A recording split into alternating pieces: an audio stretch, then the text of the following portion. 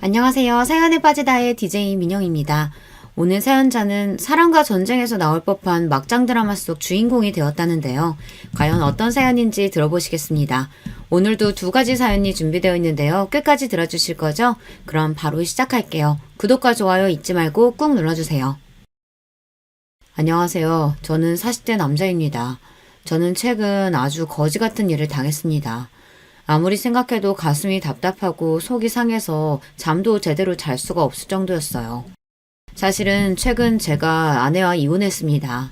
저는 아내를 정말 많이 사랑했어요. 대학 때 CC로 만나 연애만 10년이에요. 저의 20대를 몽땅 다 아내에게 바쳤다고 해도 과언이 아닙니다. 아내는 꿈이 선생님이었어요. 대학 때부터 임용고시를 보겠다고 해서 제가 그 뒷바라지를 다 했습니다. 저는 아내가 원하는 꿈을 꼭 이루게 해주고 싶었어요. 저와 아내는 대학 때부터 연애를 오래 해서 그런지 서로의 집안 사정까지 속속들이 다 알고 있었어요. 아내네 친정이 집안 사정이 넉넉하지 않아요. 아내는 항상 꿈을 접고 가족들을 위해 많은 걸 희생하고 살았다고 하더라고요. 아내는 항상 자신의 어린 시절 이야기를 하며 가난한 게 너무 싫었고 무능력한 아버지 때문에 힘들었다고 했습니다. 남들이 들으면 자식이 무슨 그런 소리를 하냐고 못됐다고 할 수도 있지만 저는 그렇게 생각하지 않았어요. 저는 아내가 이해됐습니다. 저도 넉넉하지 않은 집안에서 장남으로 자라면서 동생을 위해 많은 걸 희생하며 살았어요. 대학 때 외국으로 교환학생을 갈 기회도 있었는데 부모님이 절대 안 된다고 하셨어요. 전액 지원받고 갈 수 있는 거라 돈도 안 드는데도 부모님은 절대 안 된다고 하셨죠. 제가 교환학생으로 가버리면 지금 당장 아르바이트해서 부모님께 보내는 생활비도 못 보내고 취직도 늦어질 테니 절대 안 된다고 하셨어요. 그때는 부모님이 너무도 원망스러웠습니다. 대학도 원래 가고 싶었던 대학이 있었는데 그 대학은 학비가 비싸서 못 가고 전액 장학금을 받을 수 있는 대학으로 들어왔어요. 저는 살면서 부모님께 지원이라고는 한 푼도 받지 않고 오히려 생활비를 벌어다가 드리고 있는데요. 앞으로도 평생 부모님과 동생들을 챙기며 살아야 한다고 생각하니 답답하기만 했습니다. 그러던 중 아내를 만난 거예요. 저와 아내는 많이 닮았습니다. 둘 다 비슷한 가정 환경에서 힘들게 자라다 보니 생각하는 것도 비슷하고 통하는 게 많았어요. 그러다 보니 아내가 더 안쓰럽게 느껴져서 아내만은 자신의 꿈을 꼭 이루게 해주고 싶었습니다. 저는 집안 사정 때문에 원하지도 않는 회사에 입사했어요. 하루라도 빨리 취직해서 동생들 학비를 벌어야 했기 때문에 고민할 것도 없이 곧바로 일할 수 있는 회사로 들어가기 급급했죠. 저는 월급의 반을 부모님께 생활비로 보내고 남은 돈을 아내와 함께 생활비로 쓰며 아내가 공부할 수 있게 도와주었습니다. 제가 제일 사랑하는 아내라도 꿈을 이뤄서 행복해지는 모습을 보고 싶었거든요. 하지만 세상은 역시나 저의 편이 아니었습니다.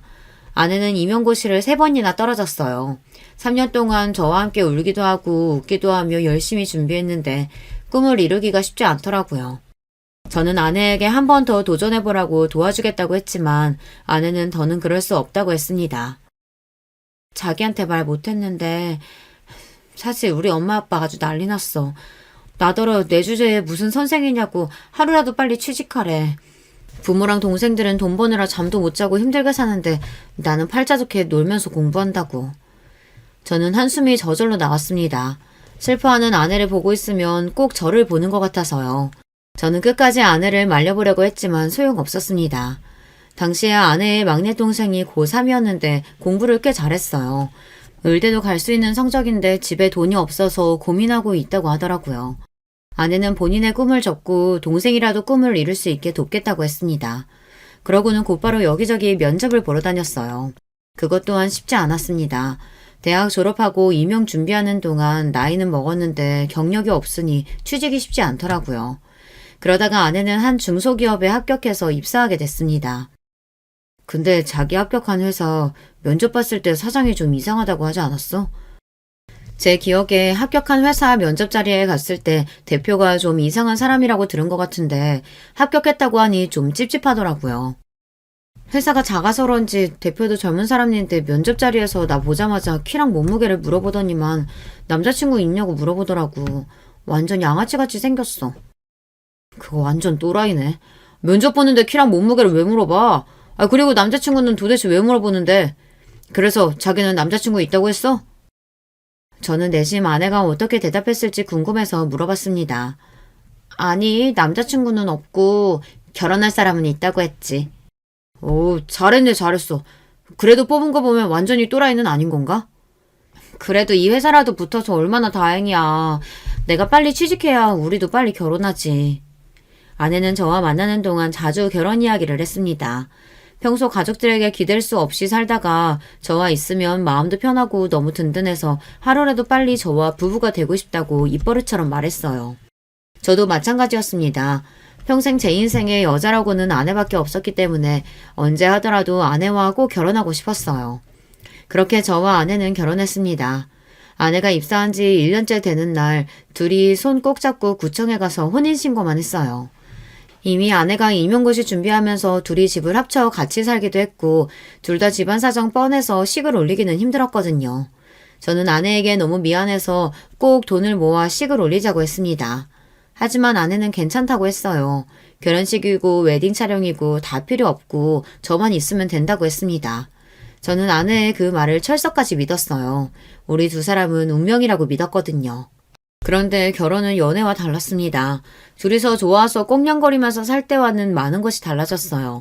특히나 저나 아내나 둘 다 집안 사정이 좋지 않다 보니 매번 사건 사고가 끊이지 않았습니다. 한 번은 이런 적이 있었어요. 저희 아버지께서는 70이 다 되신 나이까지 공사 현장에서 노동자로 일하셨어요.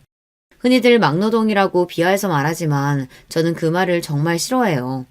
아버지께서 지난 30년 동안 일하시는 걸 옆에서 지켜봐온 저로서는 아버지께서 얼마나 성실하게 쉬지 않고 가족들을 위해 희생하셨는지 잘 아니까요. 이제 저도 결혼해서 잘 살고 있고 동생들도 다 자기 목하면서 살고 있으니 어머니 수술하게 돼도 그 정도는 저희가 할 수 있어요. 그러니까 아버지까지 몸 상하시기 전에 좀 쉬세요. 에휴, 말도 마라. 내가 지금까지 너 장남이라고 평생을 부담 주고 미국도 못 가게 발목 잡았던 거 생각하면 아직도 눈물이 나. 그때 좀 힘들어도 참고 그냥 네가 하고 싶은 대로 하게 둘걸. 아휴, 젊어서 우리 장남 고생시킨 것만 생각하면 아버지가 미안해. 말년이 아버지가 너희 엄마 책임지고 잘 살 거니까 우리 걱정은 말고 너는 너대로 네 가정 꾸리고 행복하게 살아. 저는 아버지께서 모르시는 줄 알았습니다. 제가 얼마나 하고 싶은 게 많았었는지, 미국에 못 가게 돼서 얼마나 펑펑 울었는지 다 모르시는 줄 알았어요. 그런데 아버지도 다 알고 계셨더라고요.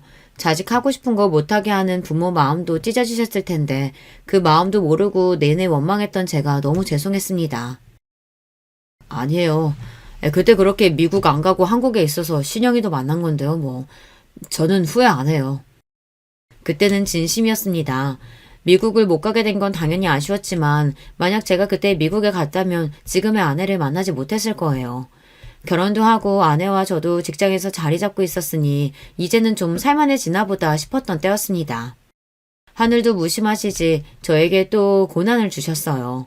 평생 건강하실 줄 알았던 아버지께서 갑자기 돌아가셨어요.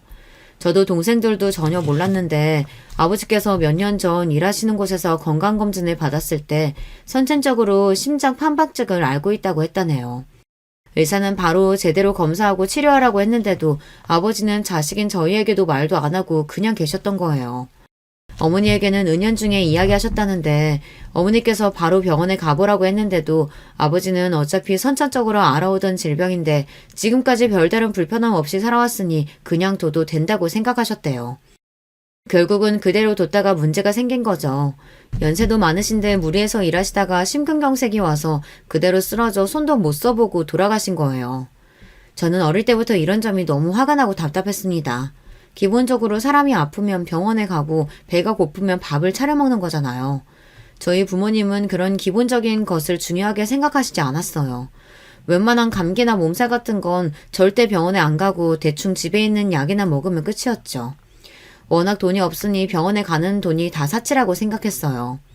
부모님은 저희에게도 그랬어요. 동생이 한밤중에 열이 39도, 40도까지 오르는데도 응급실에 갈 돈이 없다고 물수건만 애 머리에 올려주셨죠. 당시에 제가 국민학교 5학년, 6학년 정도 됐었는데 제가 보기에도 동생 상태가 너무 안 좋아 보여서 무서울 정도였는데도 부모님은 그대로 동생을 뒀었습니다. 결국은 제가 제 돼지저금통을 뜯어서 택시를 타고 응급실에 다녀왔어요. 의사 선생님 말씀이 폐렴이라고 바로 입원해야 한다고 하더라고요. 그때 느낀 게 부모가 돈이 없으면 자식도 낳으면 안 되는 거구나 라고 생각이 들었습니다. 만약 그날 제가 동생을 데리고 응급실에 가지 않았다면 동생에게 큰 일이 생겼을 수도 있으니까요. 먹는 것도 마찬가지예요. 저는 부모님께서 하루 3끼를 꼬박 차려 드시는 걸 본 적이 없어요. 하루 2끼 챙겨 드시면 많이 드신 겁니다. 그것도 고작 밥에 김치에 반찬 한두 가지 꺼내 드시는 건데도 잘 안 드세요. 그러니 저나 동생은 외식이나 배달 같은 건 거의 먹어본 적이 없죠. 그래서 제가 중학교 때부터 아르바이트를 한 겁니다. 아버지 상황이 항상 안 좋다 보니 용돈은 뭐 받을 수도 없는 건 당연했어요. 그러다 보니 제 용돈은 제가 벌어야 했습니다. 그래도 중학교 때까지는 제가 번 돈으로 동생들 간식도 사주고 용돈도 줄 수 있었는데 고등학교에 들어가면서부터는 제가 아르바이트해서 번 돈도 일부는 아버지께 드려야 했어요. 어머니께서 큰 수술을 받아서 병원비로 달에 몇백씩 들어갔거든요. 지금만 생각해보면 아버지의 마음을 아예 이해 못하는 건 아니에요. 어머니께서 평생 심장병으로 아파서 매일 병원 신세를 졌었는데 당신까지 심장에 문제가 있어서 병원에 다니기 시작하면 자식들이 고생할 게 뻔하니 그냥 얘기하지 말자 싶으셨던 것 같기도 해요. 아무리 그래도 그렇지 어떻게 이렇게 허망하게 가실 수 있는지 모르겠어요. 아버지께서 그렇게 돌아가시는 바람에 자식인 저는 한참을 후회하며 마음 아파해야 했으니까요. 하지만 마음껏 힘들어할 수도 없었던 게 현실로 닥친 문제가 있었습니다. 바로 어머니였어요. 어머니께서 젊어서부터 여러 번의 수술과 병원 치료를 받으면서 몸이 좋지 않으셨어요.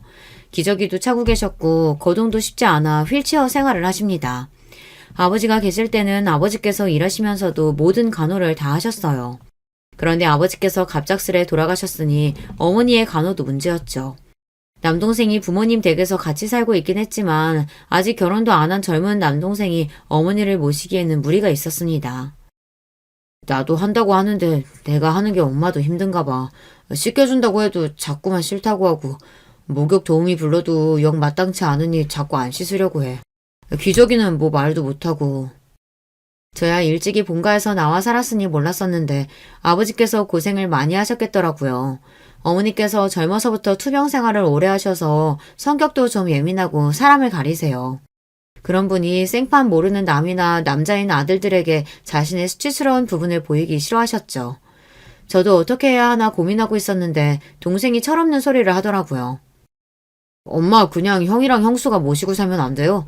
형수는 같은 여자니까 좀 나을 거 아니에요. 순간 저도 너무 당황해서 말문이 턱하고 막히고 말았습니다. 남동생은 아직 나이도 어리고 결혼도 안 해서 뭘 너무 모르고 한 소리예요. 그런데 그 순간 아내가 정색을 했습니다. 그게 말이 돼요? 제가 딸도 아니고 며느리인데 어떻게 도련님보다 제가 편하실 수가 있어요. 당연히 자식이 더 편하죠. 그러니까요. 형도 있으니까 하나보다는 둘이 더 낫겠죠. 그만해. 진영이도 나도 둘 다 바쁜데 어머니를 어떻게 돌봐. 그리고 앞으로 애도 낳아야 하는데 당연히 말이 안 되지. 와, 형 대박이다. 이 상황에 아직 생기지도 않은 형 자식 걱정부터 하는 거야? 나는 이러고 살면 장가나 갈 수 있겠어? 저와 동생은 어릴 때부터 가난한 집안에서 서로 의지하고 살아서 평생 이런 문제로 싸울 일이 없을 줄 알았는데 제 착각이었더군요. 집안에 워낙 비빌 언덕이라고는 없으니 더 예민해졌어요. 남동생 말도 아내의 말도 맞았습니다. 다 살기 힘들고 바쁜데 어머니를 모신다는 건 말도 안 되는 문제였어요. 장남인 제가 미리 방법을 생각했어야 했는데 저도 모르게 동생이 어머니와 같이 살고 있다는 이유로 동생에게 다 떠넘기고 있었는지도 모르겠어요. 알겠어. 내가 어머니 계실 곳 좀 찾아볼 테니까 그때까지만 서로 도와가면서 어머니 돌보자. 그 자리에서는 이야기를 일단락하고 제가 어머님이 계실 요양병원이나 요양원을 알아보기로 했어요. 그런데 생각보다 비용이 많이 들더라고요. 어머니는 등급이 높지 않아서 바로 요양원에 들어가기엔 무리가 있었고 지병도 있으셔서 요양병원으로 가야 했는데 가격이 달에 무조건 100만 원 이상씩 들어가더라고요. 생각지도 못했던 부분이라 아내와 상의가 필요할 것 같아 저는 조심스레 아내에게 상의했습니다. 어머니 계실 요양병원 알아보긴 했는데 비용이 꽤 들어가서 진우랑 같이 부담해도 달에 70, 80은 생각해야 할 것 같아. 저는 제가 형이니 당연히 동생보다 더 부담해야 한다고 생각했어요. 그런데 아내는 제 말에 기분이 상했는지 버럭 화부터 내더군요. 70, 80? 우리가 그런 돈이 어딨어. 둘 월급 가지고도 생활하기 빠듯한데. 그리고 아버님, 어머님이 사시던 집에 도련님이 살고 있잖아. 그럼 당연히 도련님이 더 많이 내야지. 우리가 왜 더 많이 내? 남이 보기엔 아내의 말이 맞는지도 모릅니다. 하지만 우리는 가족이잖아요. 부모님이 샀던 집이라고 해봐야 자가이긴 해도 얼마 되지도 않은 작은 빌라인데 아내가 그 집 이야기까지 할 줄은 몰랐어요. 아내의 말에 저도 괜히 서운해서 말이 좋게 나가지 않았습니다. 어머니가 돌아가신 것도 아니고 진우가 그 집을 가겠다고 하는 것도 아닌데 당신은 지금 그 이야기가 왜 나와? 몰라. 난 우리 집 일만으로도 머리 아프니까 당신 집 일은 제발 당신이 좀 알아서 해. 난 어머니 요양병원 들어가셔도 일절 신경 못 쓰니까 그런 줄 알고. 당신 말이 너무 심한 거 아니야? 당신 집이라니. 난 처가에 일 있을 때마다 우리 집 일이라고 생각하고 다 도왔는데 어떻게 그렇게 말을 할 수가 있어? 또 그 얘기. 내가 도와달라고 한 것도 아니고 자기 마음대로 도와줘놓고 매일 생색이지.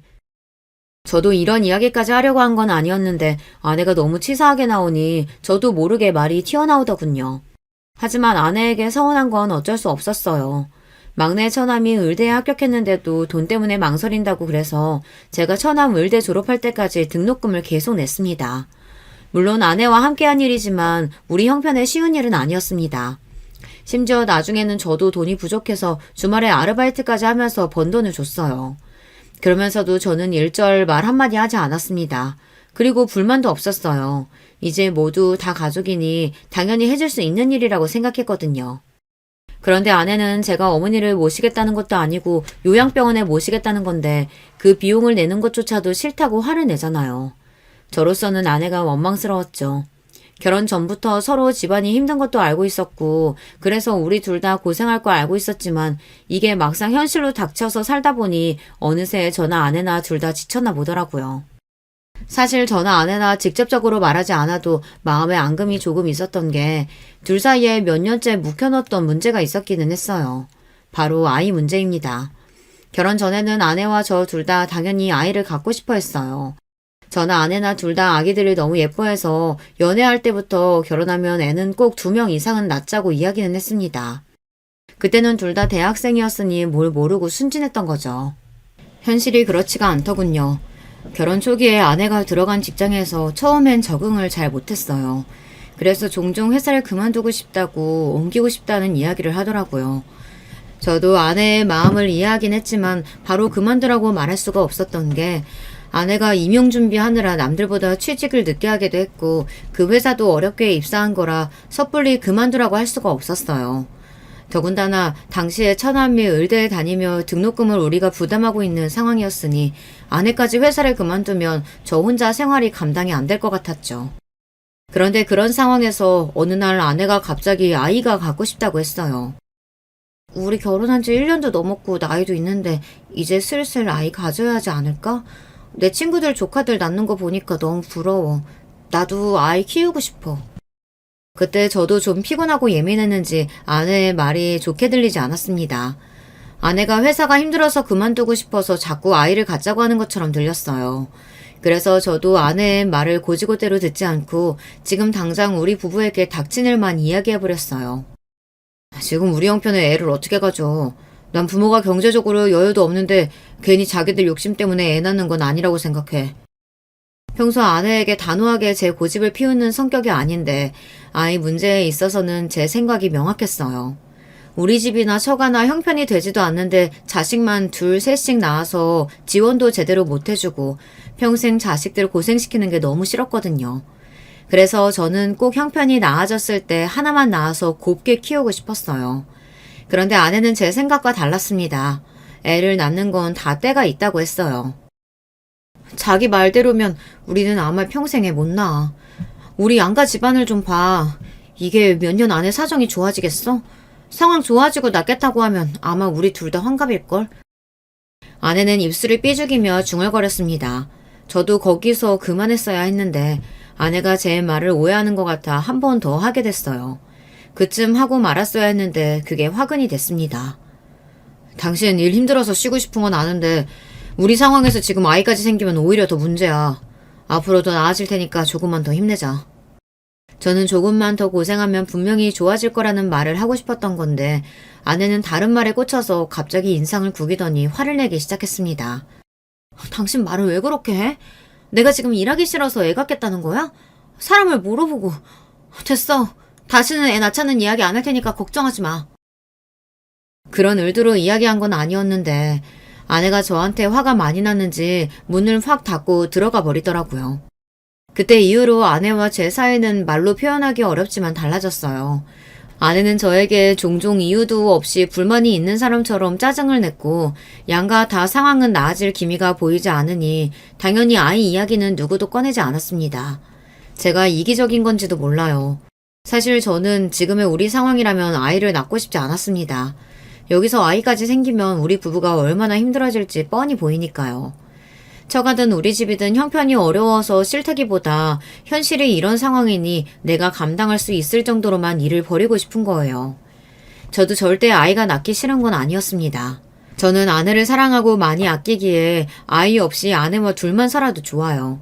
제가 능력이 있어서 아내가 원하는 걸 다 하게 해주고 행복하게 해줄 수만 있다면 아이 없어도 저는 남은 인생은 아내에게 올인하고 살고 싶다는 마음뿐이었습니다. 그런데 이건 어디까지나 제 생각이었어요. 아내의 생각은 저와 달랐습니다. 아내는 나이가 들수록 점점 더 변해갔어요. 처음에 회사 생활을 너무 힘들어해서 걱정했었는데 어느새 아내는 그 회사에 다닌 지 5년이 넘었어요. 그리고 최근 대리로 승진하면서 아내가 많이 좋아했습니다. 지금까지 고생한 걸 보상받은 것 같아 너무 기쁘다고요.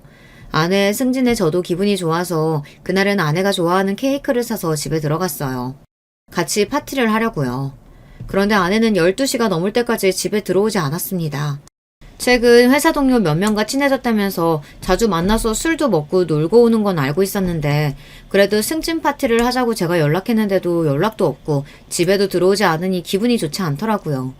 제가 몇 번이나 메시지를 보내고 전화를 했는데도 아내는 답이 없었습니다. 그러더니만 결국 새벽 2시가 넘어서야 술에 잔뜩 취해서 들어왔어요. 내가 승진 파티 하자고 메시지 보낸 거 못 봤어? 어디서 먹었길래 이렇게 늦게까지 먹었어? 택시 타고 들어온 거야?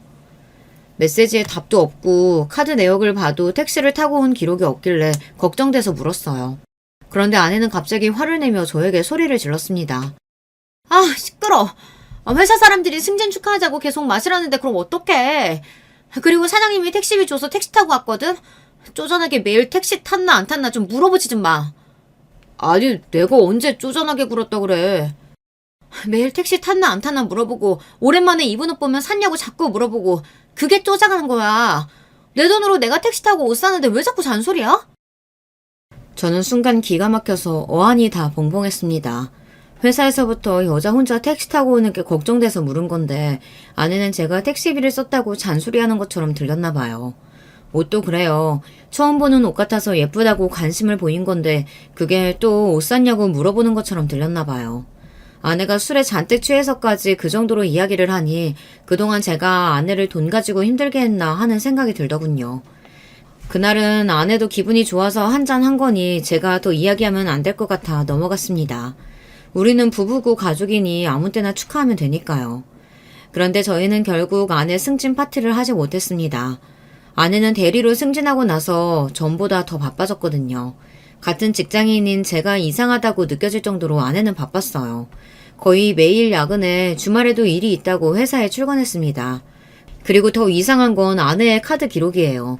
이상하리만큼 카드를 쓴 내용이 없어요. 더군다나 지하철을 타고 다니는 아내가 교통비도 전보다 절반밖에 나오지 않았죠. 저는 아무래도 의아해서 아내에게 카드값이 왜 이렇게 조금 나오냐고 괜히 돈 걱정하느라 안 쓰는 거냐고 물었어요. 저는 아내 걱정이 돼서 물은 건데 그날도 아내는 예민한 얼굴로 오히려 짜증을 내더군요.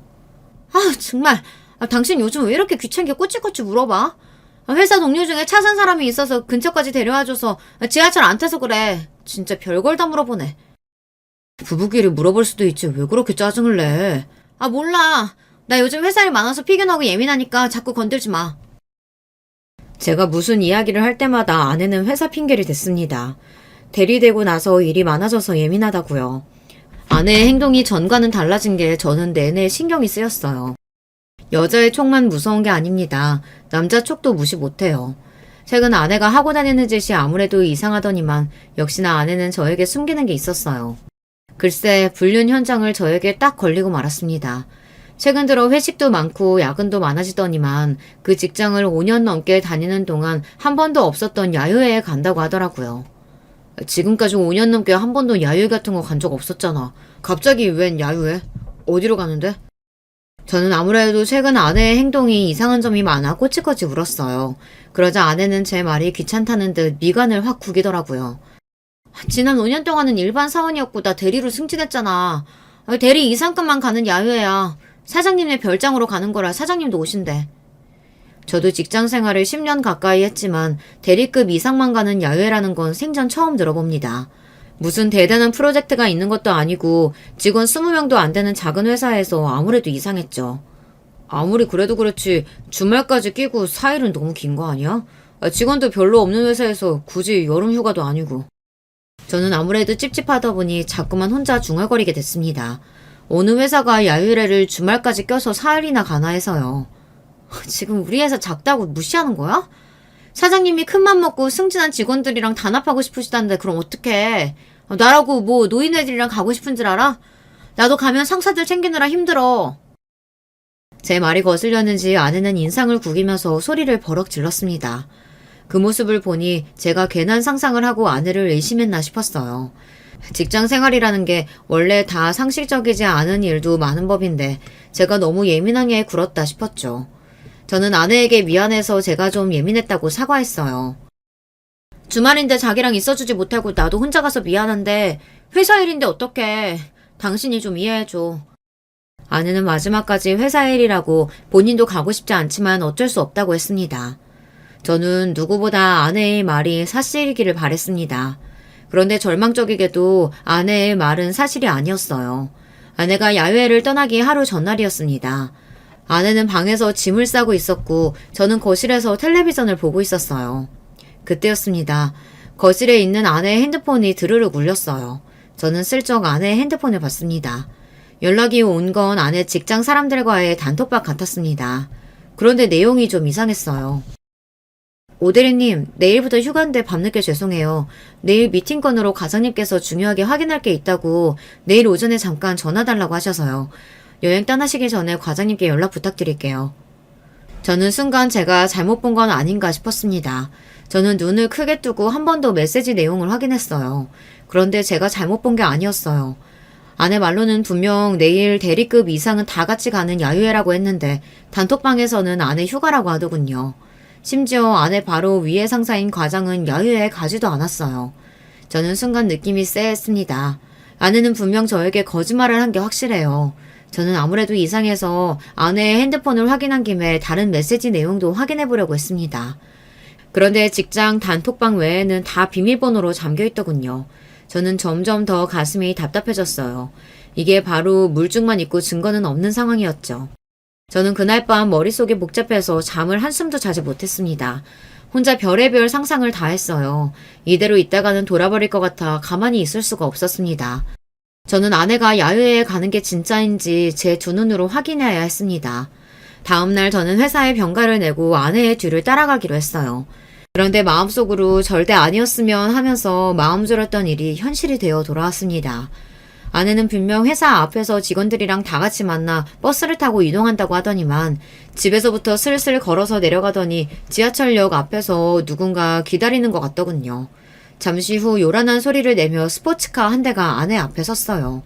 그리고 아내는 그 차의 조수석에 올라탔어요. 제가 바로 뒤쪽 차에 타 있어서 스포츠카 안에 사람이 누군지 가늠할 수 없었지만 남자인 건 분명합니다. 아내가 조수석에 탈 때 잠깐 보였던 운전석 실루엣이 덩치가 제법 큰 남자였어요. 앞서가는 스포츠카를 쫓으며 저는 별의별 생각을 다 했습니다. 운전석에 앉은 남자는 누구일까? 아내는 나에게 야유회에 간다고 말하고 지금 도대체 어디를 가고 있는 걸까? 별의별 생각이 다 들었어요. 무슨 정신으로 운전했는지도 모를 정도로 혼미한 와중 아내가 탄 스포츠카는 고속도로를 타더니 동해까지 달렸습니다. 잠시 후 해수욕장에 도착한 스포츠카는 드디어 주차를 했어요. 저는 스포츠카의 뒤에 차를 세우고 아내가 내리기를 주시했습니다. 그때였어요. 스포츠카에서 아내와 남자가 내렸습니다. 그러고는 연인처럼 팔짱을 끼고 바닷가로 걸어갔어요. 그리고는 둘이 좋아서 시시덕거리더니만 입술을 쪽쪽 맞췄습니다. 그 모습을 보는데 저는 온몸에 소름이 돋고 피가 거꾸로 솟는 것만 같았습니다. 지금이라도 당장 달려가 아내와 상간남 자식을 떼어놓고 싶었지만 도저히 발이 떨어지지 않았습니다. 그때였어요. 이 연놈이 입술을 쪽쪽 맞추더니 몸이 달아올랐는지 급하게 차에 올라탔어요. 그러더니만 스포츠카는 근처의 호텔로 향했습니다. 저는 믿을 수 없는 이 끔찍한 상황을 어떻게 해야 할지 몰라 심장만 벌렁거렸어요. 호텔에 도착한 두 연놈은 체크인을 하자마자 바로 엘리베이터를 탔습니다. 저는 곧장 비상구 계단을 찾아 정신없이 달렸어요. 두 연놈이 몇 층에서 내리는지 몰라 층마다 확인했습니다. 7층 비상구 계단에 도착했을 때 로비 쪽에서 딩동 하며 엘리베이터가 멈추는 소리가 났어요. 저는 곧장 비상구 계단문을 벌컥 열고 나가 호텔방 안으로 들어가려고 하는 두 연놈의 꼬리를 잡았습니다. 그리고 사력을 다해 달려 호텔 방문을 벌컥 잡아 열었어요. 엄마, 깜짝이야. 당신 뭐야? 당신이 왜 여기 있어? 호텔방 문을 닫으려는 순간 바로 문을 잡아 열었더니 안으로 들어가던 아내와 눈이 정면으로 마주쳤습니다. 아내는 저를 보자마자 못 볼 걸 보기라도 한 것처럼 눈이 커져 금방이라도 눈동자가 굴러떨어질 것 같았어요. 그 순간 아내보다 먼저 호텔방 문 안으로 들어갔던 상간남도 놀라서 나오더군요. 그러더니 한다는 소리가 기가 막혔어요.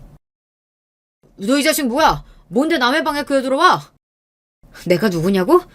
이 여자 남편이다, 이 자식아!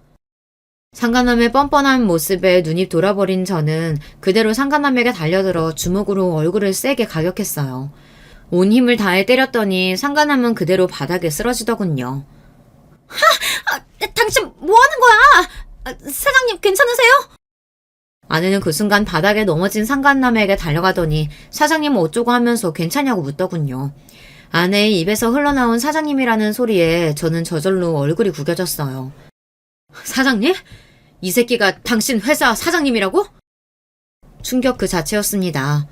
아내와 바닷가에서 서로 부둥켜 안고 뽀뽀를 하고 호텔 방까지 같이 들어온 남자가 다름 아닌 아내가 다니는 직장의 사장 새끼라네요. 이 사람이 당신 지금 누구 얼굴 가격한 줄 알아? 내가 대림출반 사직이라고! 어디 감히 내 얼굴에 손을 대?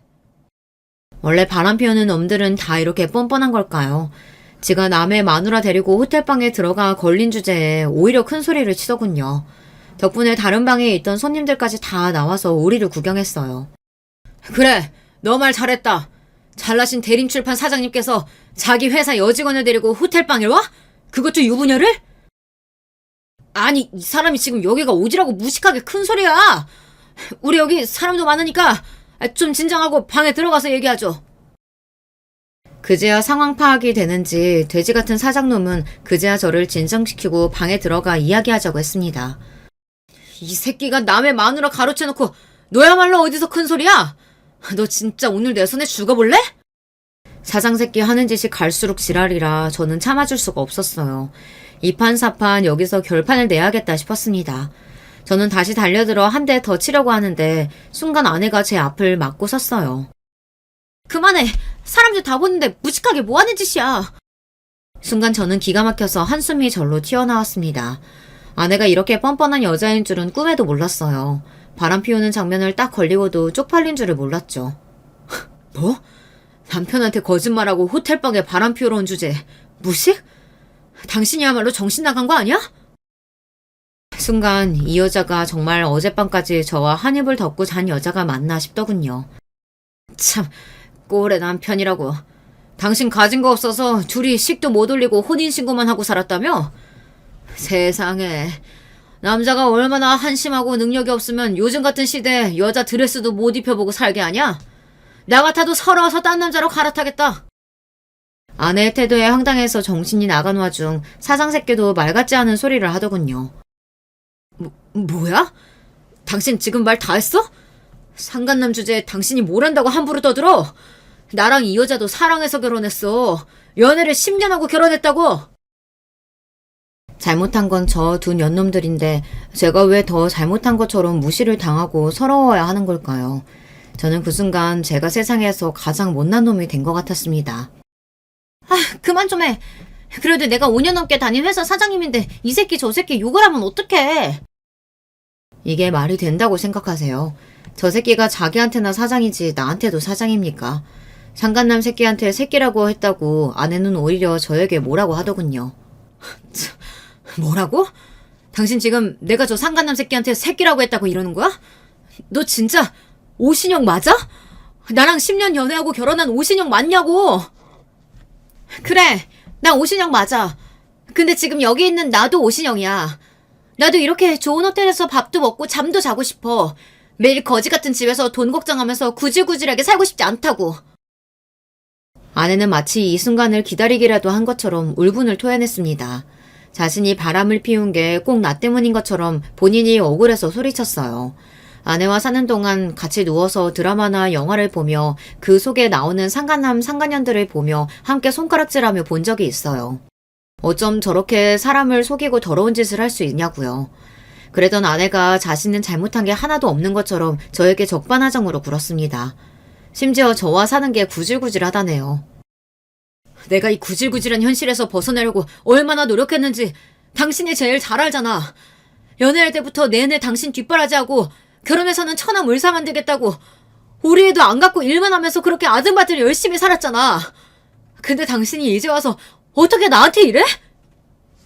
말을 하면 할수록 제 처지가 너무 처량하고 불쌍해서 저절로 눈물이 펑펑 쏟아졌습니다. 그런데 그 순간 아내는 너무도 차가운 눈빛으로 저를 쏘아보며 한심하다는 듯 한숨을 쉬었어요. 또 그 얘기야? 그래, 나도 알아. 나 임용 준비하는 동안 당신이 내 뒷바라지하고 결혼해서 사는 동안 우리 집 챙기느라 고생한 거. 근데 누가 그렇게 해달라고 시켰어? 당신이 좋아서 한 거잖아.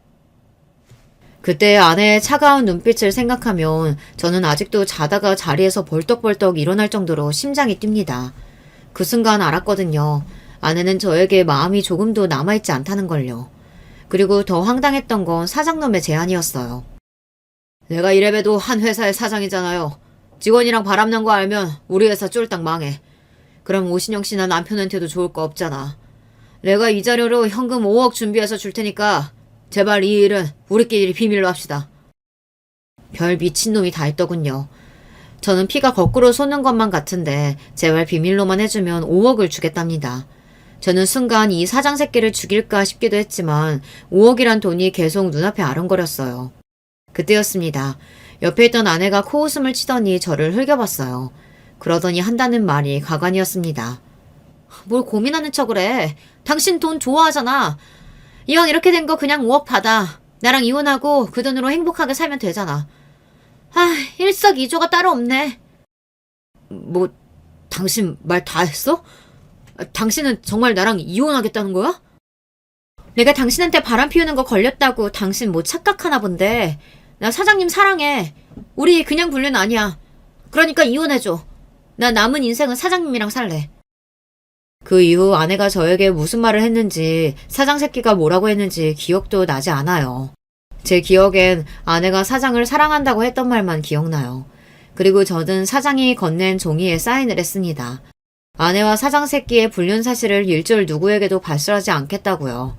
그리고 며칠 뒤 집 앞으로 웬 박스가 도착했어요. 박스에는 정말 현금으로 5억이 들어있더군요. 아내와 저는 이혼했어요. 아내는 제가 5억을 받았다는 사실을 가지고 저를 조롱했지만 저는 아무 말도 할 수가 없었습니다. 제가 무슨 말을 해도 아내가 제가 아닌 그 새끼를 선택했다는 사실은 변함이 없으니까요. 그로부터 반년을 저는 회사 집만 다니며 아무것도 하지 않았습니다. 5억이 든 가방은 그대로 방에 놔둔 채 말이죠. 그런데 얼마 뒤 아내와 사장 새끼가 여전히 불륜 상태로 계속 만나고 있다는 사실을 알게 됐어요. 분명 저와 이혼만 하면 둘이 곧바로 재혼할 것처럼 굴더니만 사장 새끼는 이혼하지 않은 것 같더라고요. 며칠 뒤 막내 처남에게 전화가 왔는데 저에게 미안하다면서 누나도 벌 받고 있다고 했어요. 사장 새끼가 아내와 이혼은 절대 안 된다며 계속 연애만 하자고 했다네요. 그 소리를 듣는데 저는 제가 놓치고 있었던 게 있다는 걸 알게 됐습니다. 우리 가정만 박살난 거예요. 그 사장 새끼는 아무것도 잃은 게 없었죠. 그리고 얼마 뒤 대망의 날이 밝았습니다. 저는 이날만을 기다렸습니다. 저는 곧장 사장이 사는 집으로 찾아갔어요. 그리고 사장 아내의 아내를 받고 그 집 안방으로 들어갔습니다. 잠시 뒤 충격적인 일이 벌어졌어요. 저와 사장 아내가 침대 매트리스 위에 있는데 안방문을 사장이 벌컥 열고 들어왔습니다. 그러더니 저와 사장 아내의 모습을 발견하고 놀라서 눈이 휘둥그레졌죠. 뭐야? 너희들 여기서 뭐 하는 거야? 너 이 새끼, 너 오대린 남편 맞지? 네가 여기 왜 있어? 설마 네가 내 마누라 꼬신 거야? 왜?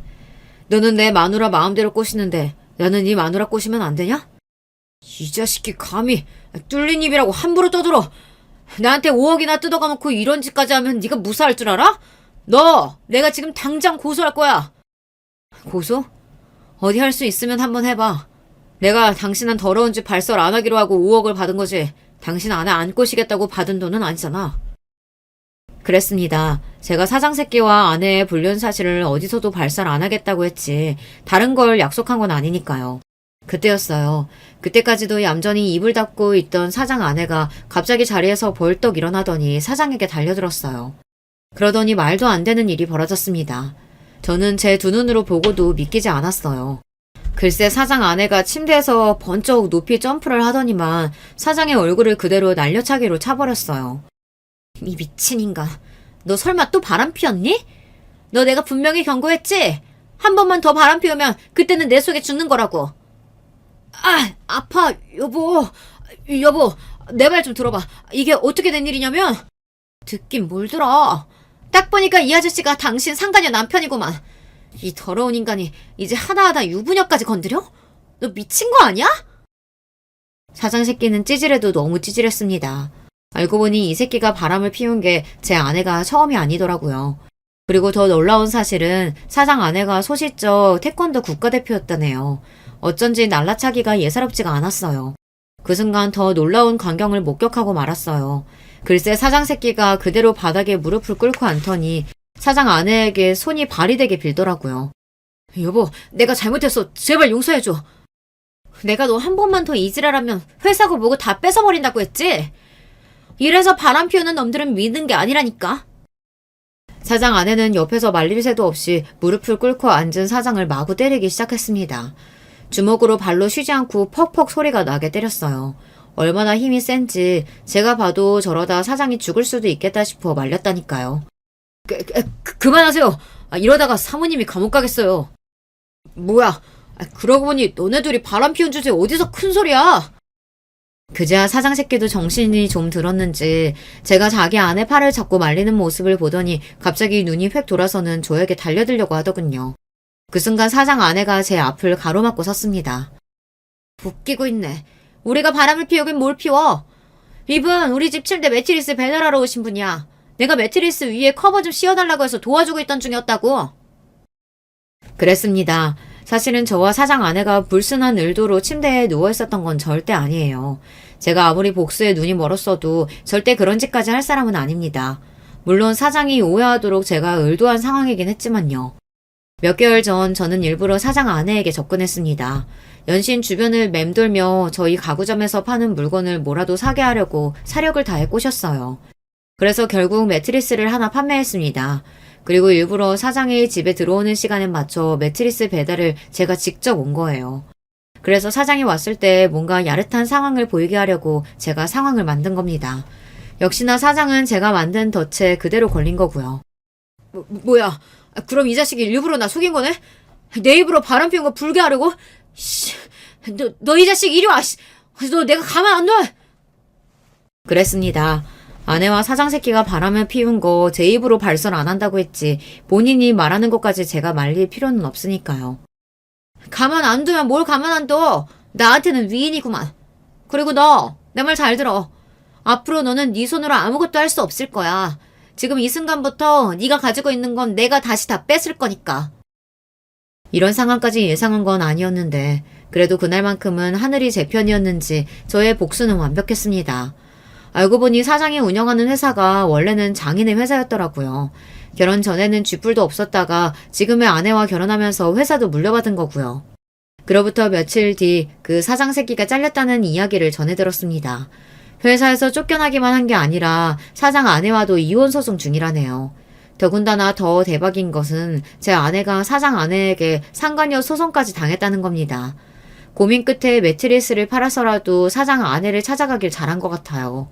저야 대단한 복수를 하고 싶어도 가진 게 없어서 할 수 있는 게 많지 않았었는데 사장 아내는 저와 달리 사장 새끼 정도는 가지고 놀 수 있을 정도로 능력이 있는 사람이라 한순간에 사장을 나락으로 떨어뜨렸더라고요. 사장 아내도 대단한 게 이혼 소송을 시작하자마자 지금까지 사장 새끼가 저지른 만행을 다 잡아 회사 사내 게시판에 공표하고 기자까지 불러 기사를 냈어요. 그동안 사장이 갑질을 하고 여자 직원들을 상대로 성적인 발언을 하거나 회식 때마다 추행한 사실까지 증거를 잡아 아예 매장을 시켜버렸어요. 전 아내도 마찬가지였습니다. 사장과 바람피운 강큰 상간녀라고 회사 사내 게시판에 직접 올렸더라고요. 망신도 그런 개망신이 없으니 당연히 아내도 회사를 그만뒀죠. 아내의 불륜 사실을 알고 나서 단 하루도 마음 놓고 잠든 적이 없었는데 요즘 저는 아주 두 다리 쭉 뻗고 잡니다. 제 가슴에 대못을 박은 연놈들이 다 망해버렸으면 좋겠다고 매일 생각했었는데 저의 바람대로 됐으니까요. 저는 최근 새로 이사도 하고 직장도 옮겼습니다. 아내와 이혼하면서 저에 대해서도 많이 돌아봤는데 지금까지 너무 남을 위해서만 살아왔다는 생각이 들더라고요. 지금부터라도 제가 하고 싶은 일을 하며 저를 돌보며 살고 싶다는 생각이 들었어요. 그래서 어린 시절 꿈이었던 영화사에 취직했어요. 물론 이 나이에 무슨 주책이냐고 하실 수도 있지만 저는 마치 20대로 돌아간 것처럼 새로운 마음으로 열심히 하고 있습니다. 지난 날은 다 잊고 새로운 출발을 하는 저를 위해 여러분께서 응원하는 댓글 많이 남겨주시길 바랍니다. 어디선가 저를 응원해주는 사람들이 있다고 생각하면 저에게 많은 힘이 될 것 같아요. 저의 막장 이야기 끝까지 들어주셔서 감사해요.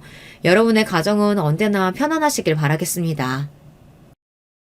안녕하세요. 저는 서울에 살고 있는 50대 남자입니다.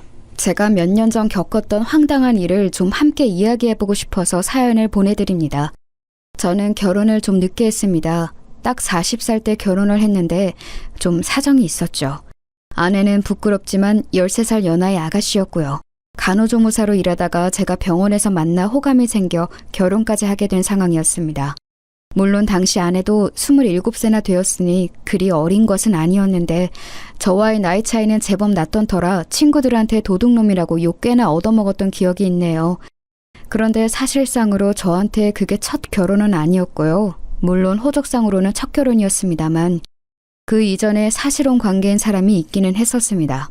법적 결혼까지 가지는 못했지만요.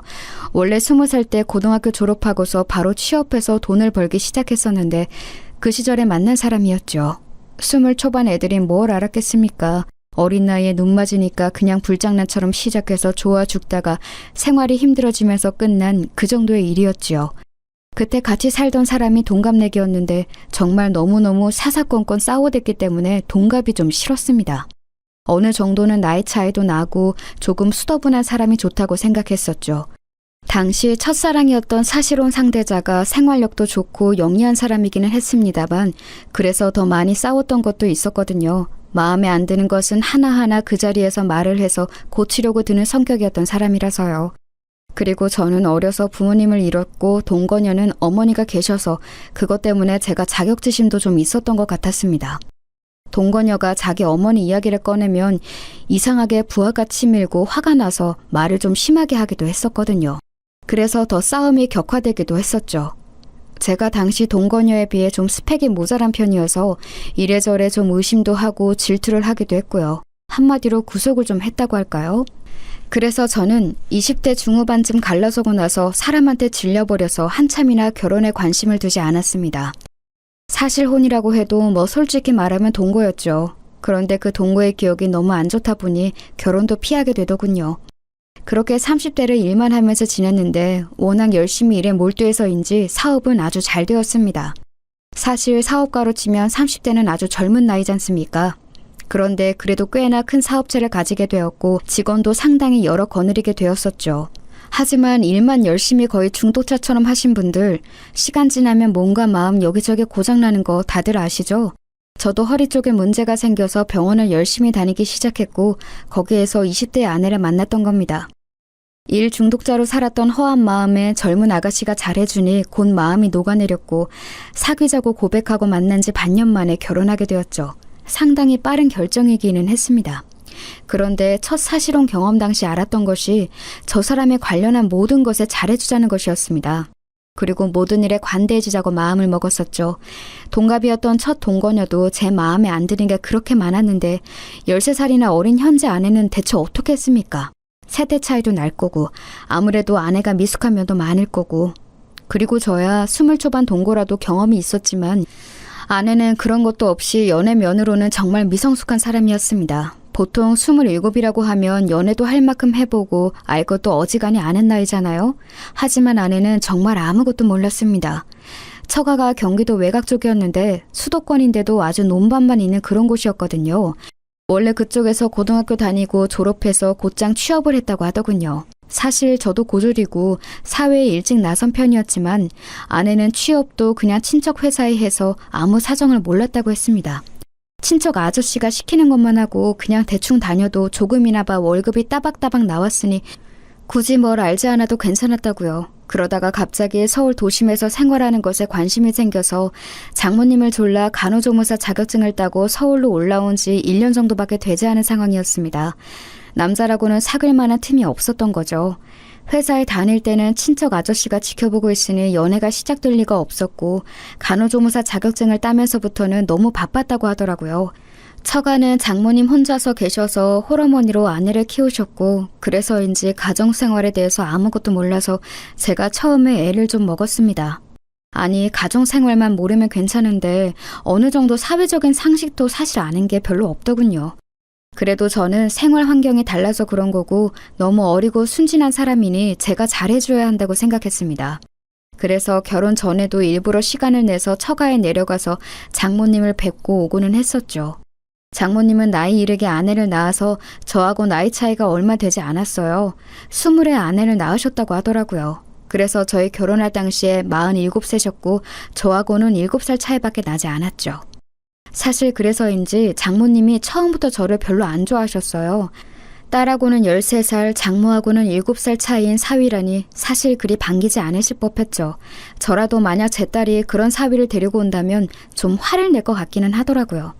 하지만 그래도 저와 아내가 정말로 사랑하고 있으니 잘 좀 봐달라는 뜻으로 선물 공세도 하고 현금도 용돈이라는 명목으로 상당히 많이 드렸습니다. 제가 용돈과 선물 공세를 꾸준히 한 몇 달 정도 하니까 그제야 장모님 마음이 조금 풀리는 것 같더라고요. 여전히 저를 동네 친구들한테 자랑하기는 좀 꺼려하시는 모양이었지만요. 그래서 저는 처가에서 장모님의 환영은 받지 못하는 어정쩡한 상태로 아내와 신혼생활을 시작했습니다. 처가 식구는 장모님 딱 한 분이었는데 그 동네에 그래도 장모님의 친척분들이 같이 살고 계시는 동네라서 그렇게 외롭지는 않다고 하시더군요.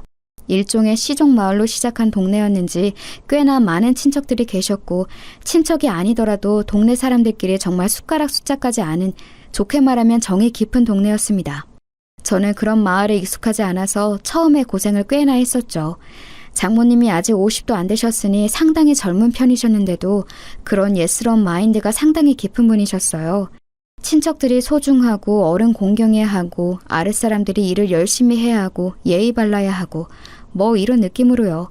평생 그 동네에서 태어나 자라서 여태 살아오셨으니 어찌 보면 당연한 것일 수도 있었습니다. 장인어른은 아주 젊은 때 돌아가셨는데 이야기를 들어보니 어쩌다 이 마을에 들렀다가 인연이 되어 눌러앉아 부부가 되었다고 하시더군요. 그 동네에는 아내의 외삼촌이며 외사촌들이 마구 섞여서 살고 있어서 그 동네에 인사 다니는 것만 해도 하루 종일에 걸렸습니다. 어린 시절 같이 놀던 친구들도 여전히 거기 사는 사람들도 있었고 반면 서울로 올라와서 일을 하고 있는 이들도 있었죠. 처음에 제가 내려갔을 때 나이 차이 많이 나는 신랑감을 데려왔다고 소문이 나서 저한테 적개심을 보이는 사람들도 꽤 있었습니다.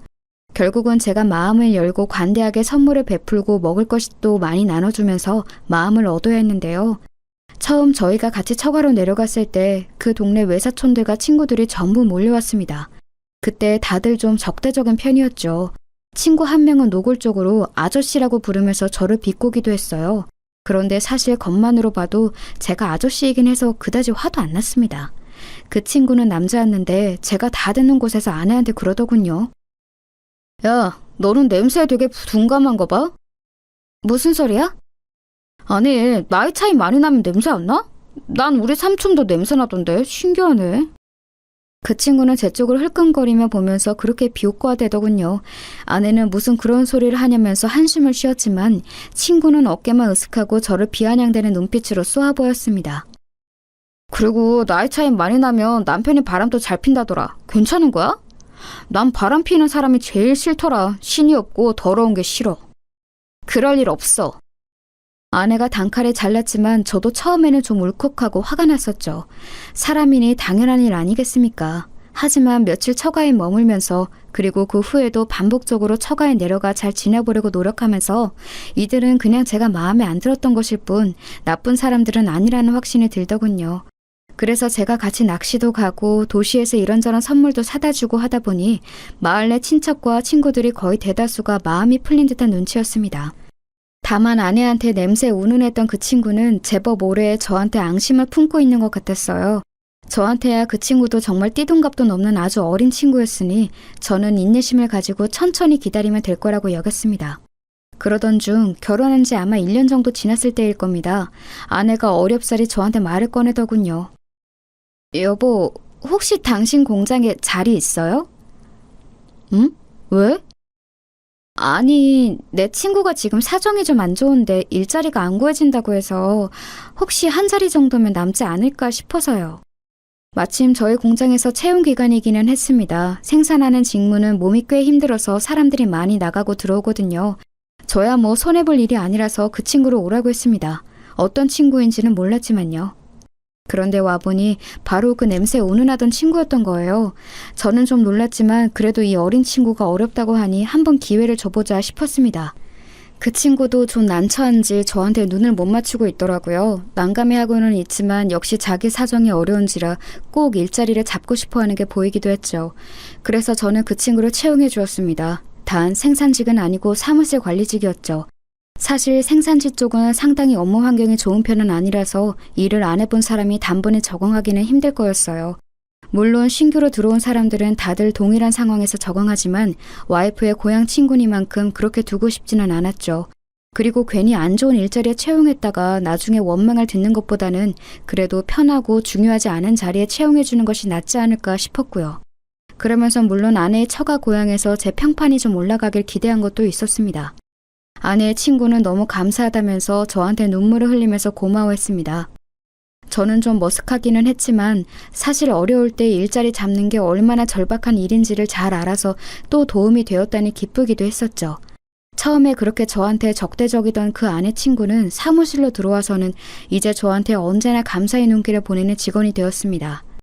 일을 시켜보니 생각보다 아내 친구가 무척 빠릿하고 일을 잘하더군요. 여태까지 시골에서 농사 관련 일만 했다는 게 믿어지지 않을 정도로 숫자 감각도 있고 정리도 잘했습니다. 그래서 좀 두고 보다가 거래처 관리를 맡겼는데 그것도 곧잘 해냈습니다. 한 반년 정도 일을 시켜봤더니 이건 그 친구가 일자리 줬다고 고마울 게 아니라 이렇게 일 잘하는 사람이 우리 사무실에 와줘서 제가 고마울 판이더군요. 그래서 인센티브도 주고 잘한다고 칭찬도 해줬더니 더 열심히 일하면서 그렇게 좋은 관계가 되었습니다. 아내는 그런 이야기를 들으면서 저한테 무척 고마워했죠. 아내는 처가나 고향과 관련해서 여러 가지로 저한테 미안하다고 여러 번 사과를 했습니다. 사실 제가 노력해서 장모님이나 고향 사람들의 태도가 많이 부드러워지기는 했어도 여전히 평균보다는 좀 더 까칠했어요. 장모님은 제가 내려갈 때마다 그리 좋지 않은 얼굴로 나와서 저를 맞이하셨죠. 걸핏하면 왜 내려왔냐? 난 그냥 죽게 내버려둬라. 어린 마누라 두고 다른 년한테 눈길 돌아가면 가만 안 둔다.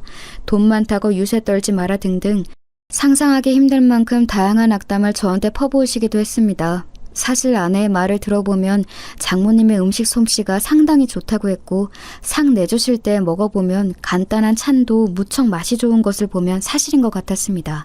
하지만 장모님은 제가 내려갔을 때는 그리 거하게 상을 차려주시지는 않았어요. 언제나 냉장고에 들어있던 반찬통만 꺼내서 늘어놓고 밥만 퍼서 담아서 내주시고는 했죠.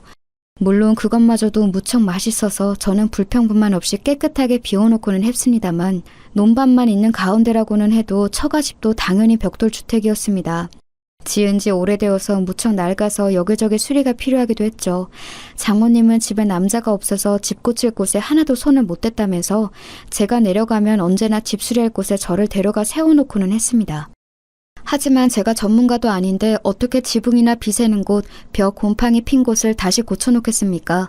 한두 번은 가까운 번화가에서 집 수리하는 사람을 불러다가 수리를 맡겼는데 오래된 집들이 항상 그렇듯 계절만 바뀌어도 또 고칠 곳이 생겨나고는 했죠. 저는 고민하다가 결국 큰 마음 먹고서 장모님께 작은 집을 한 채 새로 사드리기로 했습니다. 다행히도 그 마을에 전원주택이 매물로 나온 곳이 있었고 외진 곳이라서 그리 비싸지도 않았어요. 서울 집값을 생각한다면 정말 놀라울 정도로 저렴하기도 했죠. 그런데 아무리 저렴한 집이라고는 해도, 그리고 제 명의로 매매해서 사시라고 드린 거기는 해도 장모님은 그 정도로도 별로 기뻐하시지를 않더군요. 무뚝뚝하게 저한테 밥이나 먹고 가라 하면서 찌개를 새로 끓여주신 게 다였습니다. 그때 장모님이 새로 끓여주신 찌개를 처음 먹어봤네요. 물론 대단히 맛있었습니다만 제가 기대했던 반응과는 차이가 좀 있어서 섭섭하기는 했었죠. 아내는 제가 그 집을 매매해서 장모님께 사시라고 드리자 너무너무 기뻐했습니다. 장모님과는 달리 아내는 감정 표현이 풍부한 사람이었거든요. 그래서 저는 장모님 대신 뛸 듯이 기뻐하는 아내의 모습을 보면서 만족했습니다. 사실 제가 행복하게 해주고 싶은 사람은 어린 제 아내이지 장모님이나 아내의 고향 사람들이 아니니까요. 그래도 그때까지는 아내가 저한테 무척 잘해주고 행복한 나날이 이어졌습니다. 그런데 얼마 안 가서 좀 이상한 일들이 일어나기 시작했죠. 저는 공장을 돌리는 사업을 하고 있어서 공장이 위치해 있는 외곽 지역으로 자주 출장을 나갔습니다. 보통은 바로 집으로 돌아오고는 하지만 거래처에서 사안이 급한 주문이 들어올 때는 직접 직원들을 데리고 밤샘 작업을 감독할 때도 있었죠. 공장장으로는 가끔 말을 안 듣는 사람들도 있어서요. 저희가 원자재를 수급해서 오는 거래처 관리도 당연히 해야 했습니다. 그런데 원자재 공급해주는 거래처 중에 좀 사정이 딱한 분이 한 분 있었거든요. 그분은 법인도 아니고 개인 사업자였는데 원래는 개인 사업자하고 불안정해서 가능하면 거래 안 하려고 하는데 그분이 약간 집안 사정도 힘드시고 아내도 사별했다고 해서 제가 안타까운 마음에 좋은 가격으로 거래를 하고 있었습니다. 거래처 그분은 절 만나면 언제나 무척 고마워하면서 허리를 숙였고 힘든 사정에도 열심히 일하시는 그분이 안타까워져서 저는 언제나 밥과 술을 사면서 같이 이야기꽃을 피우고는 했거든요. 그분하고는 그래서 거의 친구처럼 지내고 있었습니다. 나이도 거의 비슷했고요. 그 거래처하고는 같이 술을 마시면 항상 시간이 늦어져서 공장에서 자고 가는 일도 부지기수였어요. 그런데 그렇게 제가 공장에서 자고 집에 들어가던 어느 날이었습니다. 원래는 제가 그 다음 날도 공장에서 일하고서 오후 늦게쯤 들어가는 게 보통이었습니다만 그날은 어쩐지 너무 피곤하고 목도 아파서 곧장 집으로 향했어요. 그러니까 오전 중에 집에 들어가게 된 거였죠. 아내가 저를 보고 놀라겠지 하면서 아파트 입구 쪽으로 차를 몰 때였습니다. 그때 아내가 핸드폰으로 통화를 하면서 제 쪽으로 걸어오더라고요. 차 창문은 열려있고 당연히 아내가 저를 알아볼 줄 알았는데 통화에 집중한 나머지 제 차를 알아보지 못한 채로 가까이 다가왔습니다. 저는 아내를 놀래켜주려고 팔을 잡으려 준비하고 있었는데 아내의 통화 소리를 듣고 잠시 귀를 의심했죠. 자기야, 괜찮다니까 왜 그래요? 별로 그런 거 아니야. 아유, 사랑하지 그럼. 아내 입에서 나오는 자기야 사랑한다는 말에 저는 잠깐 굳었습니다. 뭘 그런 걸 걱정해. 아우, 남편 걱정하지 마요. 아내는 제가 가까이에서 듣고 있다는 것도 까맣게 모른 채 통화에 열중하면서 걸어갔죠. 자기, 사랑한다, 남편, 걱정. 대체 누구와 통화를 하기에 저런 말을 하는 건지 알 수가 없었습니다.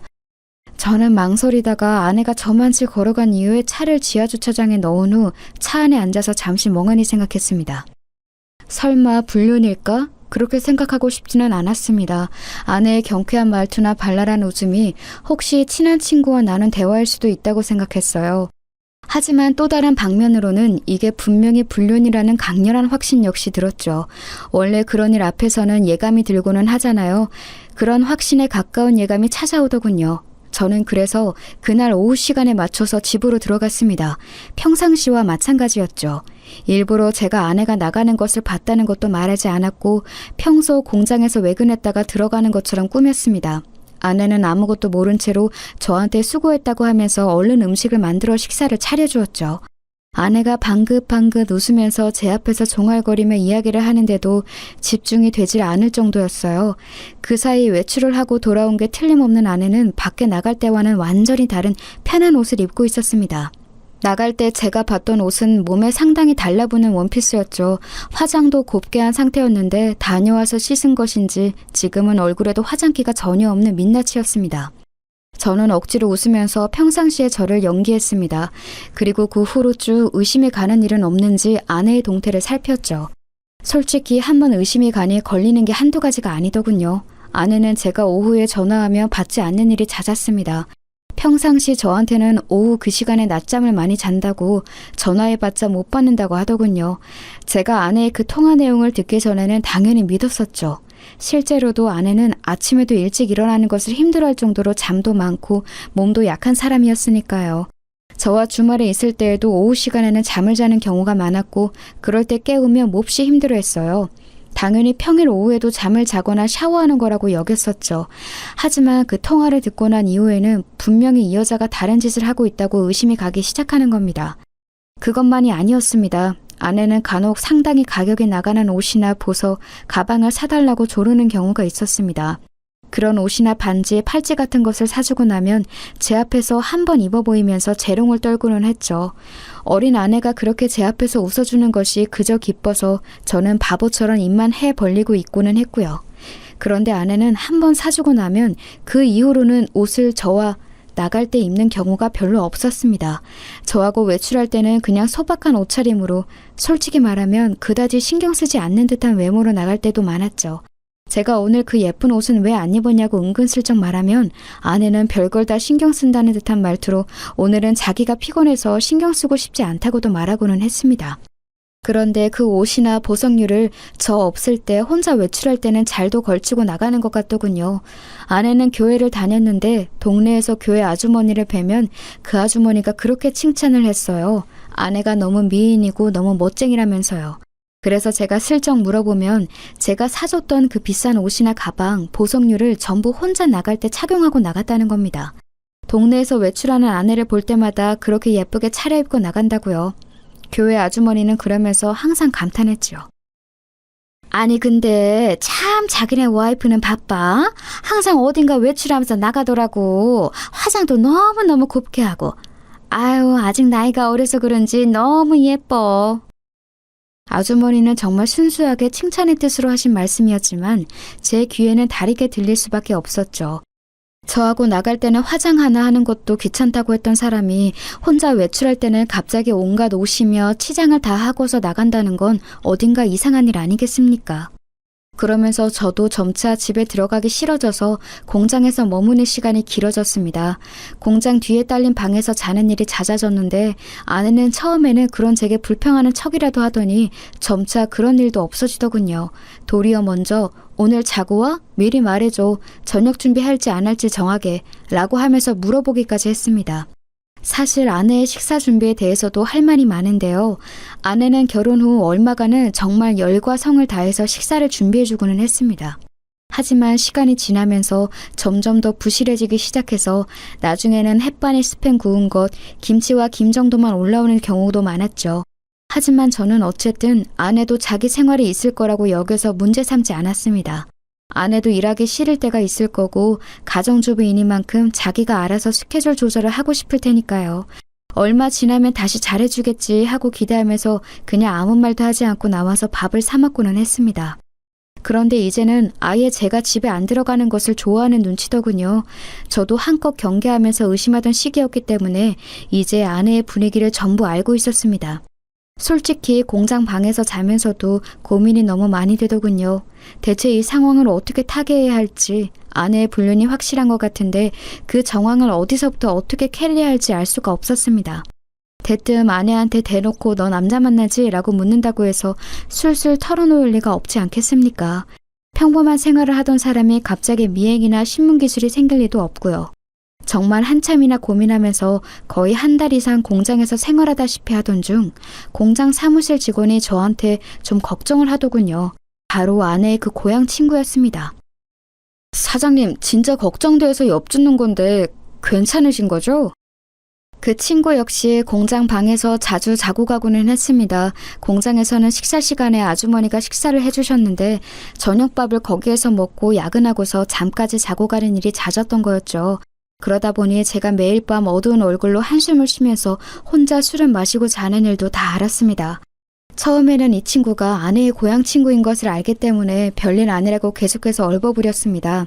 하지만 점차 이 친구가 정말 진심으로 저를 걱정한다는 사실을 느낄 수 있게 되어서 저도 모르게 어느 날 저녁에 같이 술을 마시고서는 이야기를 해버렸죠. 아내가 아무래도 바람을 피우는 것 같다, 좀 이상하다, 이제 예전으로는 돌아가지 못할 것 같다는 이야기를 전부 다요. 그리고 누구인지도 전혀 모르겠고 대체 어떻게 상황을 풀어가야 할지도 모르겠다고까지 다 이야기를 했습니다. 그러자 그 친구는 뭔가 골똘히 생각에 잠기는 것 같았습니다. 사장님, 이게 제가 너무 주제넘게 참견하는 거라고 여기실지도 모르겠는데요. 죄송하지만 제가 목격한 게 있어서 말씀드려야 할 것 같습니다. 직원은 조금 망설였지만 저는 뭔가 도움이 될 것 같으면 뭐라도 이야기해달라고 부탁했습니다. 그 직원 역시도 술에 좀 취해 있어서 제가 말하자 고개를 끄덕이고서는 술술 이야기를 털어놓았죠. 다른 게 아니라 저희 그 개인 사업자 사장님 있으시지 않습니까? 저희 자재 공급해 주시는 분요. 그 사람, 그 친구 재미있고 좋은 사람이지. 네, 사장님하고도 친하시지 않습니까? 그런데 얼마 전에 제가 그분 차에서 그 사모님이 앉아있는 걸 봐서요. 뭐? 저는 너무 놀라서 눈을 크게 떴습니다. 그 직원은 아내의 고향 친구이기도 하기 때문에 아내를 잘못 볼 리가 없었죠. 직원은 뭔가 잘못 말이나 싶은 얼굴이었지만 어쨌든 꺼낸 이야기 때문인지 끝까지 전부 이야기를 했습니다. 사실 저희 공장이 조금 외진 곳에 있지 않습니까? 그 거래처 사장님이 차 타고 오실 때는 분명히 혼자였거든요. 저는 그분이 격리과장님하고 이야기하시는 거 보고서 점심시간 되었길래 저쪽 카페, 차로 한 10분 거리의 카페에 갔었어요. 그런데 2층에 올라가서 잠깐 앉아 있었는데 이야기가 다 끝났는지 그 사장님이 카페에 차를 대고서 커피를 테이크아웃 해가시더군요. 그리고 그 차 창문이 열려있는 사이로 사모님이 보였고요. 직원은 제 아내이기 때문에 사모님이라고 점잖게 불러주고 있었지만 사실 그의 고향 친구이기도 했죠. 그런데도 이렇게 제게 말해주는 것이 믿어지지 않을 정도였습니다. 하지만 그 직원은 나름대로 마음고생이 있었던 모양이었어요. 사실은 그동안 사모님이 뭔가 그 거래처 사장님하고 만나는 것 같은 느낌이 들었는데 사장님께 말씀을 드려도 되는 건가 고민이 되어서요. 혹시라도 제 착각이면 정말 큰일이니까요. 그랬군. 아니야, 하지만 맞는 것 같아, 분명히. 직원은 그 외에도 거래처 사장이 누군가와 사귀는 듯한 모습을 보여왔고 차에 걸린 장식품도 아내가 좋아하는 캐릭터라서 뭔가 이상하다고 여겼다고 했습니다. 중년 남성이 보통 알록달록한 캐릭터를 차에 걸어두지는 않죠. 그런데 카페에서 아내를 목격한 이후 그것이 생겨나서 직원은 의심을 하지 않을 수가 없다고 하더군요. 정말 아찔했습니다. 한쪽은 제가 정말 사랑하는 어린 아내였고 한쪽은 꽤나 거래한 지 오래되는 나름대로 신이 있다고 생각했던 거래 상대방이었어요. 서로 협력하면서 살아온 세월이 생각보다 상당히 오래되었죠. 그런데 그런 두 사람이 제 눈을 피해서 사귀고 있었다니 상간남 상간녀였다니 말입니다. 제 친구를 배신하는 일일지도 모르지만 그래도 저는 불륜은 진짜 아니라는 생각이 들어서요. 바로 말씀 못 드려서 죄송합니다. 아니야. 말해줘서 정말 고마워. 말하기 힘들었겠지. 술의 힘을 빌려서라도 제게 사실을 말해준 그 직원이 정말 고마웠습니다. 저는 그에게 고맙다는 인사를 한 후 제 방으로 와서 자리에 누운 채 곰곰이 어떻게 해야 하나를 고민하기 시작했죠. 일단 그래도 아내니까 서로 이야기를 나눠봐야겠다는 생각이 들었습니다. 그래도 아직 제 마음속에는 아내를 사랑하는 마음이 남아있었고 어쩌면 그 거래처 사장이 억지로 아내를 꼬드겨내어 불륜을 저지른 것일 수도 있다고 생각이 들었습니다. 어쨌든 아내는 너무 어린 사람이었으니까요. 경험도 없고 성숙하지도 못한 여자니까 제가 어느 정도는 감안해야 한다는 생각이 들었습니다. 그리고 일단 그 거래처 사장하고도 먼저 말을 나눠서 아내한테서 손을 떼게 해야겠다는 생각도 들었고요. 그래서 그 다음날 저는 사무실로 나가서 한참 고민했습니다.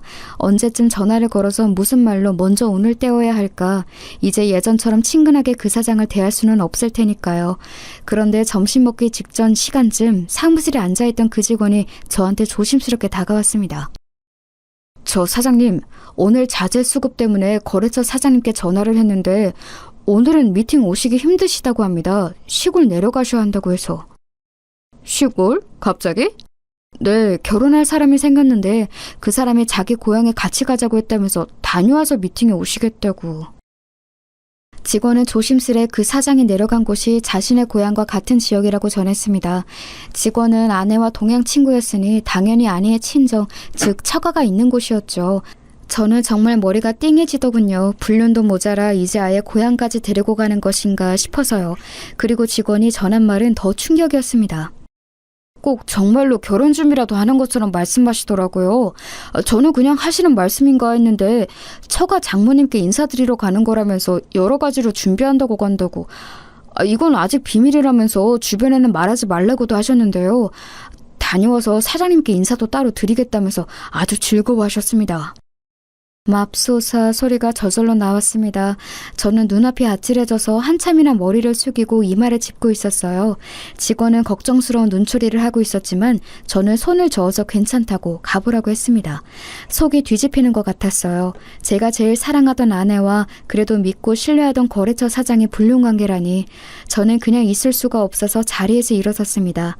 주변에게 말하지 말라면서 저희 사무실 직원한테는 말하는 저 입 가벼운 꼬라지는 또 대체 뭔지 알 수가 없었어요. 그래도 저희 사무실 직원들이나 저하고 무척 가깝게 지내던 사람이라서 더욱이나 상처가 컸습니다. 저는 충격을 받은 상태로 곧장 차를 타고 처가로 향했습니다.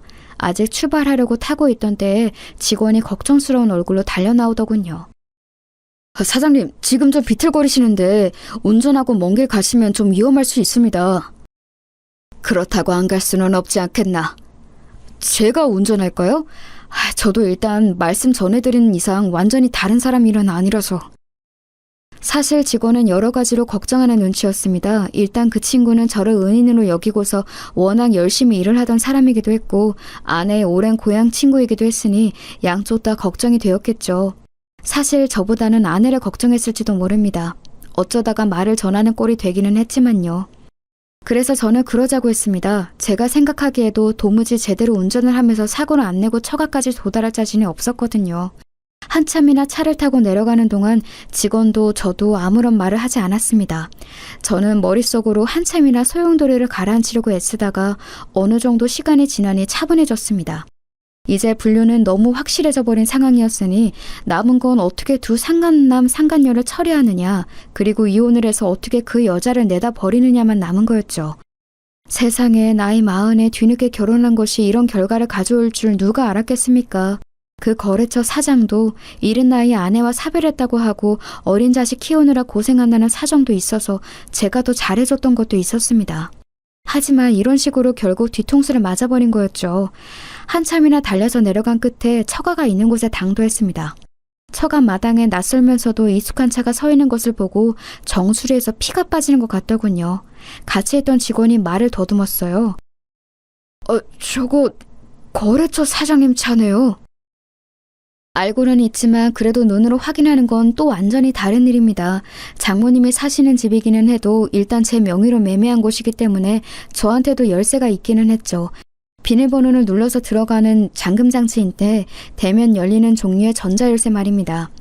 그래서 저는 그 열쇠를 대고서 곧장 아무런 사전 경고도 없이 집 안으로 들어갔습니다. 아니나 다를까 현관에도 남자의 신발이 놓여 있었습니다. 안쪽에서는 고소하고 향긋한 냄새와 더불어서 하하호호 웃으며 이야기를 나누는 목소리가 들려왔습니다. 저는 현관 중문 바깥에 서서 멍하니 그 소리를 듣고 있었죠. 아니, 나는 이렇게 근사한 삽입감을 우리 딸이 데리고 올 줄은 몰랐어.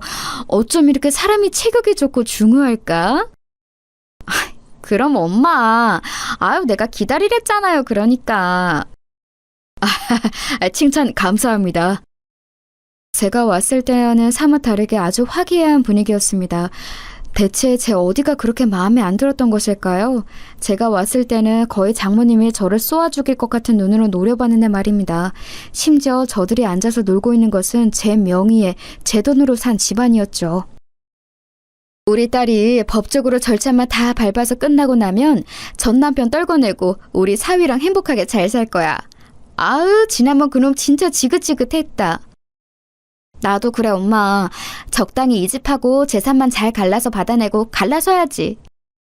모녀는 그런 식으로 입방정을 떨면서 저를 씹어대더군요.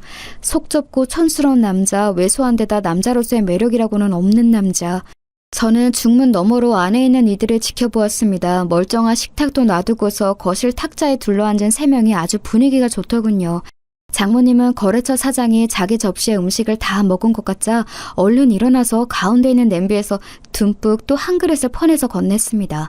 배부르다면서 손사래를 치던 거래처 사장은 또 낼름 받아서 그걸 먹더군요.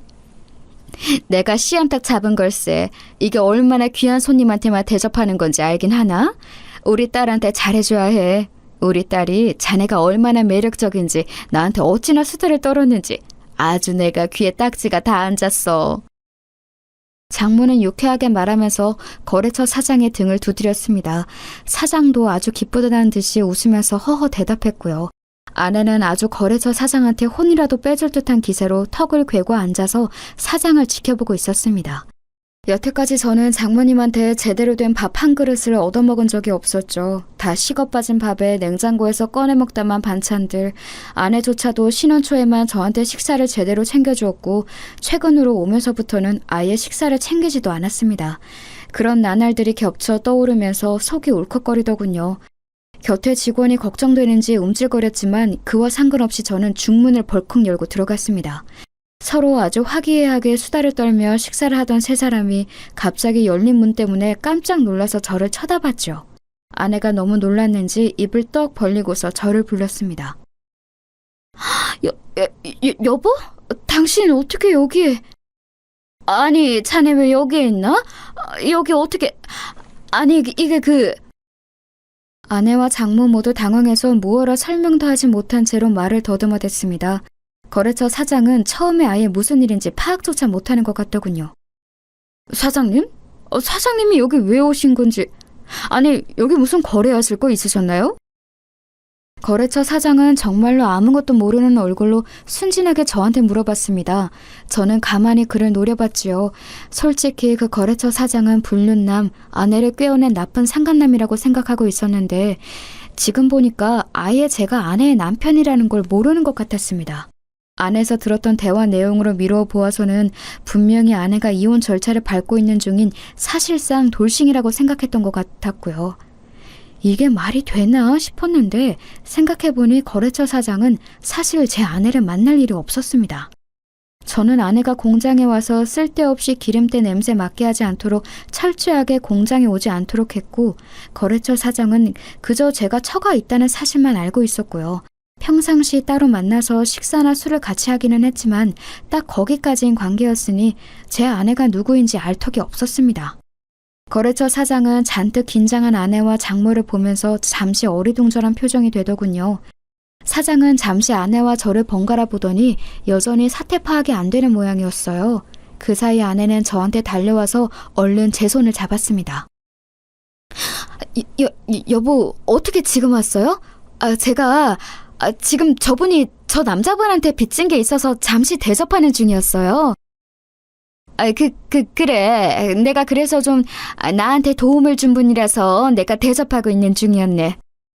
사위한테도 안 주는 씨암탉 잡았어요. 그쵸? 잔뜩 음식 차려놓고 대접하고 계시네요. 거래처 사장도 일어나서 저한테 다가왔는데 의아한 표정이었습니다. 당연하겠죠.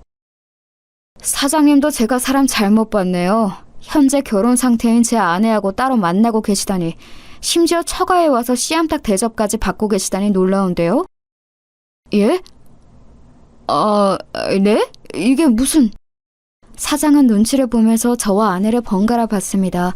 아무리 이혼 절차 중이라고 알고 있었다고 해도 엄연히 법적으로 결혼 상태인 여자와 불륜을 저지른 거였죠.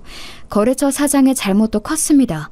아내가 벌벌 떨면서 저희 옷자락을 잡은 걸 보더니 그제야 거래처 사장은 무슨 상황인지 알겠는 모양이더군요. 사장은 당황한 얼굴이 되어서 떨기 시작했습니다. 그러면서 제 앞에 허리를 숙이고서 얼굴색이 창백하게 변했습니다. 죄송합니다, 사장님. 사장님 아내인 줄 정말 몰랐습니다. 제가 정말로 몰랐습니다. 제가 그 말은 믿을 것 같은가 보죠? 정말입니다, 사장님. 정말입니다. 거래처 사장은 덜덜 떨면서 저한테 정말 몰랐다고 애원에 애원을 거듭했습니다. 사실 지금 그 거래처의 실질적인 거래는 저희밖에 없었으니 당연하겠죠. 사실 원자재의 질이 그리 좋지도 않았고 가격 경쟁력도 없는 거래처였는데 순전히 제 호감과 호의만으로 거래가 유지되고 있는 곳이었으니까요. 당연히 지금 저희와 갈라서게 되면 그 사장은 사업이 완전히 나락으로 가는 거였습니다. 그걸 잘 아는 거래처 사장은 제 앞에 무릎을 꿇으면서 애원했습니다. 사장님, 저는 정말 사장님 아내인지 몰랐습니다. 알았다면 만나지 않았을 거예요. 이제 와서 그런 소리는 아무런 의미가 없어요. 저는 저 여자가 지금 이혼 준비 중이라고 곧 갈라설 거라고 해서 만난 것 뿐입니다. 정말입니다. 아무런 증거도 없이 그런 소리를 믿었나 보군요. 게다가 아무리 이혼 준비 중이라고 해도 법적으로 엄연히 결혼 중인 여자죠. 말하자면 사장님은 제 아내를 꼬여내서 상간남 짓을 했다는 이야기입니다. 이제 그쯤 되니 저는 더 이상 화도 나지 않더군요. 아무리 제가 남편인지 몰랐다고 해도, 그리고 이혼 절차를 밟고 있는 중이라고 알았다고 해도 분명하게 상간남인 건 확실했습니다.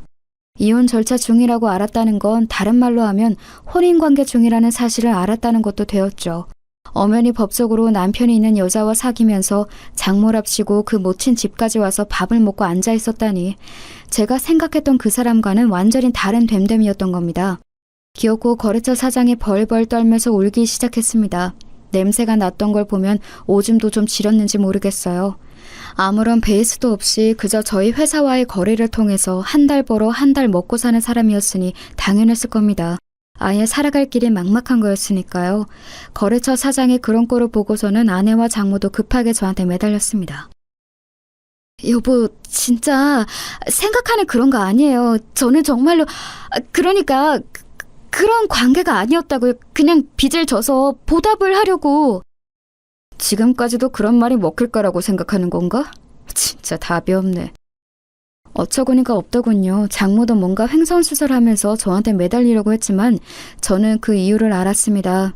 바로 지금 사는 이 집마저도 제가 사줘서 살게 해준 것이었기에 쫓겨나서 당장 길에 나앉게 될까봐 두려운 거였겠죠.